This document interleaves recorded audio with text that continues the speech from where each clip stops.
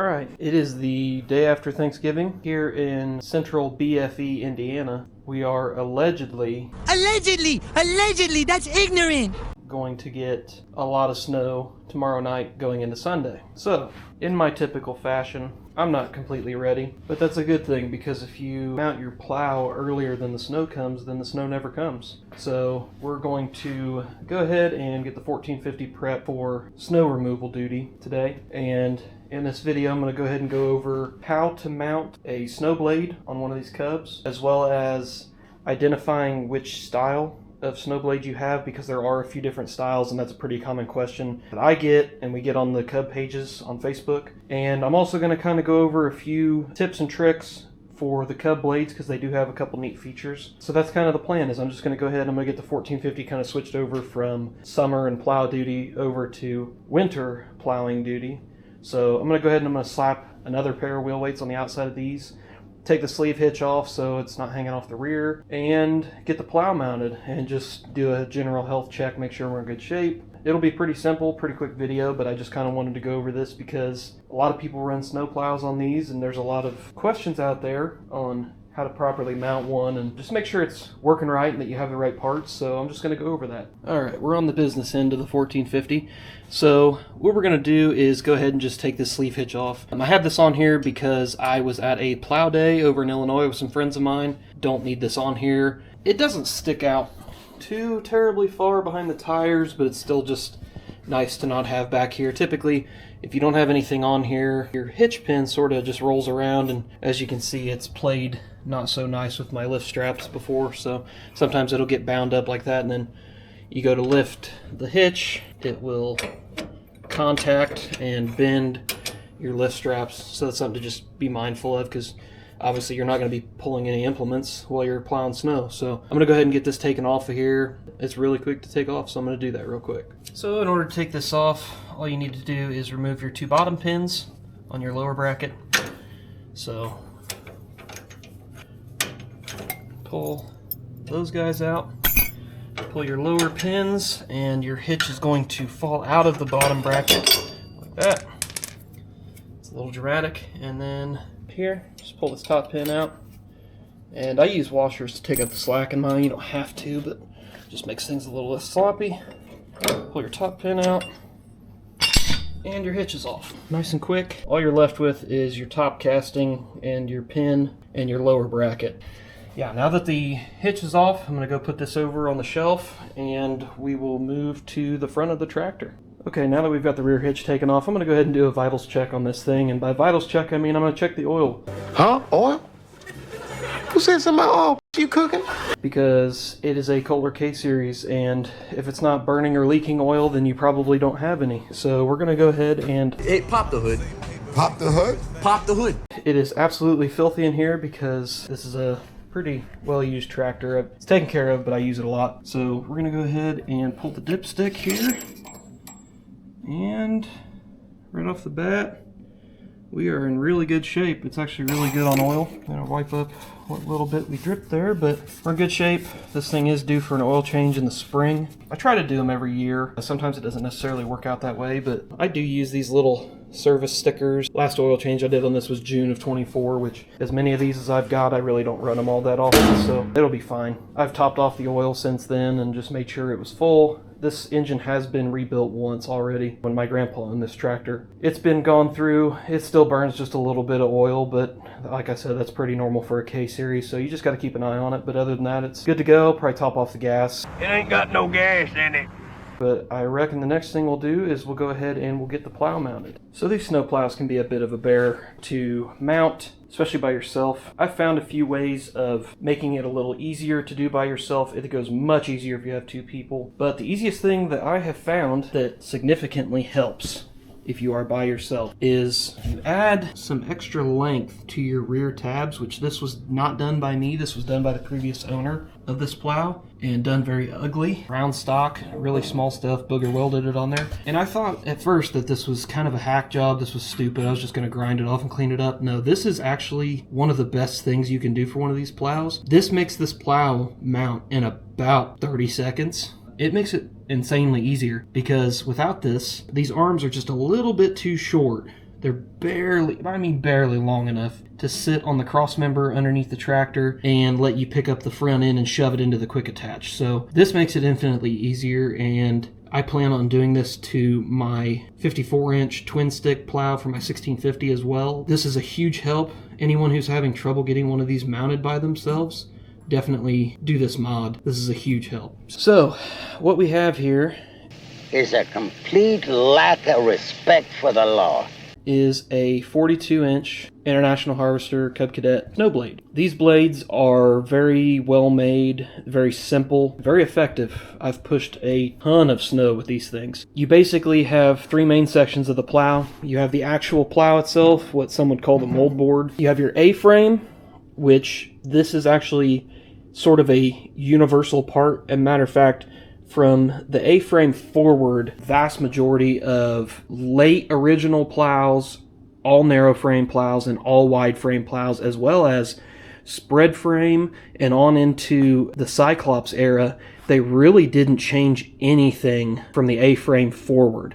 And the reason for that is, I mean, you really don't need to fix what ain't broken. What makes these different and the way you can identify what model of plow you have is the frame rails. These frame rails are for a wide frame tractor. That means these are for a tractor from 1971 to 1979. I do believe these will also work on a spread frame tractor, which would be 1980, 1981 into the CCC era. Don't quote me on that. I can never remember. They did a lot of funky design changes, but they were very minor. The biggest difference you're going to notice is either the frame rails will do this where they come back, they narrow. You can see this and that where they narrow in, and they curve upward. We've got this curve here at the end. That makes it a wide frame plow. Now, if you have one of these and the frame rails go straight back, they have no bend in them and they have no upward curve, they just go straight back, and then they have this C shape at the end, that is either a narrow frame or an original plow. The two most common that you're going to see are this style, the wide frame, and the straight bar, the narrow frame. The originals, which were made from 1961 to 1963, had three different styles of plows. They had the first iteration of plow, which was a non-trip plow, is what they called it, and it used solid brackets on the sides of the frame, and then it had two A-frames that came out from the front of the frame, and it had no springs to trip forward if you ran into any objects. And pretty quickly International Harvester found out that that really wasn't a great idea for, you know, standard homeowner use, so they went ahead and they made the first iteration of the spring trip plow, which looks very similar to, I mean, the mold board is almost identical. It's a 42-inch, and the A-frame is also very similar, but they have what is, you know, typically referred to in the community as a shark fin, which is a piece of metal that is welded right here that is just triangle shaped, and it comes up and it's kind of set over a little bit to the side. And the reason for that is the originals that use that style of blade actually use a lift rod that runs inside the frame rail and attaches. Mounting bars for the subframe are straight. They look a lot like a narrow frame, but the biggest tell that it's an original plow is that the fronts of the rails will come up and they will curve upward. They'll have a radius in them, and that's because they bolt to the sides of the frame. And I'll include some pictures here in the video so you guys can kind of see what I'm talking about, just because all I have on hand are wide frame plows at the moment, so it's kind of hard to explain. But then the last iteration of the original plow was basically the narrow frame plow. They ended up working basically the same, and they went to an external lift rod outside the frame where the lift handle assembly was attached by a lift rod outside the frame. So that's the basics on how you identify what style of IH push blade you have. A couple tips and tricks on these things. One of the biggest things that a lot of people don't know about is that these plows have a built-in spring trip lock, and that is that mechanism right there, and it's extremely simple. All you do to engage your spring trip lock, which you want to use, I guess I should go ahead and explain the purpose of a trip lock. So the purpose of a trip lock is if you are pushing dirt, gravel, or anything hard and you don't want the plow to trip forward, because this plow is designed with these springs that if you hit the cutting edge on something hard like a curb or a crack in the asphalt or something, it will trip forward and allow the pressure to release. That way you're not jarring the frame of the tractor. As you can see, I haven't used this one very much at all. This is also easier to do on the tractor, but you just pull it up, turn it 90 degrees like that, and then it goes down over the pin. Now we are in the locked position, so if I hit something solid while pushing snow in this position, it's going to mess some stuff up. It's probably going to bend the lift rod. It might bend the frame uprights, so you only want to use the trip lock when you're pushing dirt or pushing gravel or something solid. So when you're pushing snow, you need to have the trip lock off. Another thing that a lot of people typically don't pay attention to, but you really should on these plows, is your cutting edge. This cutting edge is made out of AR 500, which is abrasion resistant steel. And I got this from Aaron Schmidt over at Extreme Motor Works. He makes these for the 42, 54 inch plows. He also makes serrated ones that have cutting teeth on them, but that's a big deal. You need a good cutting edge or else you're not really going to get a good scrape on your driveway or whatever you're pushing. Makes for a lot cleaner job, so I'm a big proponent of having a good cutting edge on these. It's worth the cost. It makes a big difference. The stock ones are usually very worn out, and if you push at an angle, a lot of times you'll wear out one side of your wear edge a lot faster. So it's always good to have good wear edge on your plow so you make a nice clean pass and don't leave anything behind. So let's get this one mounted. Okay, so the first thing you're going to want to do is just get the plow lined up like this, in front of the tractor with the frame rails going underneath, just like I've got them. And we are going to shove the frame rails underneath the tractor, and I'll show you where to stop. You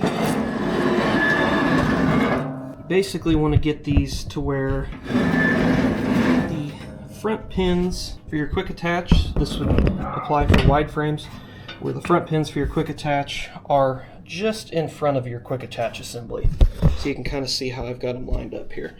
So now we want to come back here, and we want to see the end of our frame rails. This is where it comes in handy to have these extra pieces mounted, because it makes a big difference in getting this mounted by yourself. So you can already see, based on the wear underneath these bars here, you can kind of see exactly where the wide frame plows mount. So we're just going to pick up the rails here. We're going to twist it just a hair because it will fit just inside the two frame rails, and then we're going to just kind of shimmy it back. This helps to do it on concrete, and this is where these little pieces come in handy, because now they're solely sitting on these pieces. If you didn't have them, you can still see how far away the frame of the plow actually is to this bar. So this is why this is a huge help. So now you've got this set in the correct position, it's ready to go. And then you come back to the front, and all you have to do is get those pins up into the quick attach. And that is just as simple as lifting it and shoving it back into the quick attach. I'm going to apologize for the neighbor's dog who is going wild right now. And I lift this up. I just make sure that it is lined up with the quick attach slots. Just shove it straight backwards. And that click means it's locked in. I'm just going to take a look here. Yeah, we're locked in. So this tab is down in front of the pins for the plow. Verify that we're in the correct position underneath the tractor, and we sure are. You can see the wear marks, exactly where this thing mounts. So now the plow's mounted. It's just that easy. These are a lot easier than the narrow frame. All we have left is to put our lift rod on the rock shaft. So this is your rock shaft assembly right here. But we're going to tip this back, and there is some discussion, some argument on whether you should run this outward or inward. I don't think it makes a difference. I like it outward a little more. That way, if it's going to bend, it's going to pressure it to bend outward and not hit the frame of the tractor and scratch it up. Man. Okay. All you do is take your lift rod, and of course my rock shaft isn't forward enough right now.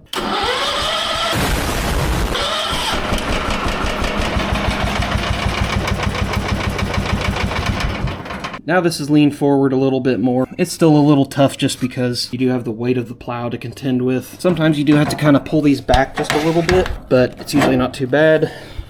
Now we've got it in. So we'll go ahead and put our washer on and our pin. It's pretty rusty, but it's on there. So now we effectively have a snowplow mounted on this 1450. Okay, before we get too ahead of ourselves, we're going to go ahead and test our range of motion here. Just make sure everything's moving all right and make sure everything's freed up on the plow and we don't need to oil anything. So I'm going to go ahead and start the tractor.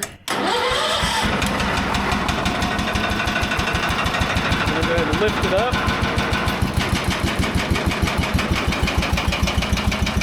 We're going to check our tilt.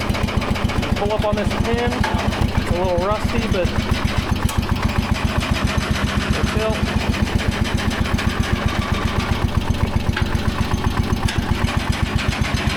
Tilt's working good. Going to set it down. And there is a lot of metal on metal contact on these, so yeah, it's pretty noisy when it's running, especially with a quiet line that shakes like it does, and you know, just kind of makes as much noise as humanly possible, or as machinely possible, as I should say. So the only thing that's left to get this thing ready to push some snow is I'm going to get these outer set of IH wheel weights on that I took off to get it on the trailer after the plow day. Okay, so I have some Row Foundry weights on the insides of my wheels. These things are, I think, about 60 to 65 pounds a piece. They are very heavy, but they're awesome because they are flat to the outside of the wheel. They don't stick out any further than the tire at all. And I can run a set of IH weights on the outside and actually have some really good ballast back here, because IH weights are neat and all, but they don't weigh anything unless you're running 2 or 3 sets. So I'm going to go ahead and get these IH weights stacked back on the outside of these. Like I said, at the plow day I had to take them off to fit this side by side on the trailer with the 1600, as well as a trailer that I had behind the 1600, that number 4 cart, a moldboard plow that was mounted to the back of this 1450. So all I use is a piece of 1/2 inch, 1/2-13 all thread, 1 nut on the back side of the wheel, 1 nut on the inside of the wheel on this face, and then 1 nut just holding the wheel weights on. In my experience, that's worked really well. I haven't lost anything. So I know a lot of people use carriage bolts. I kind of do this a little different way, but it's worked for me, and I'm just going to keep doing it that way.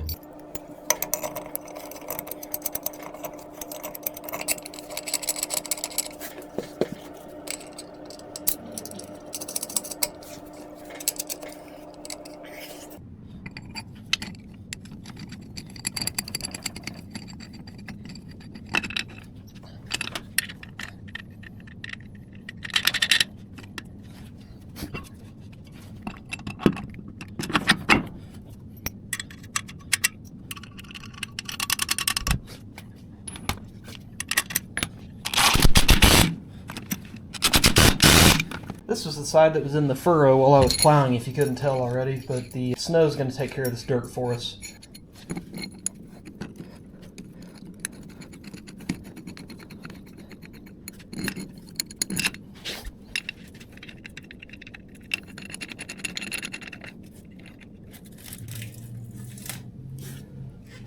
Still a little bit of Illinois bean stubble there.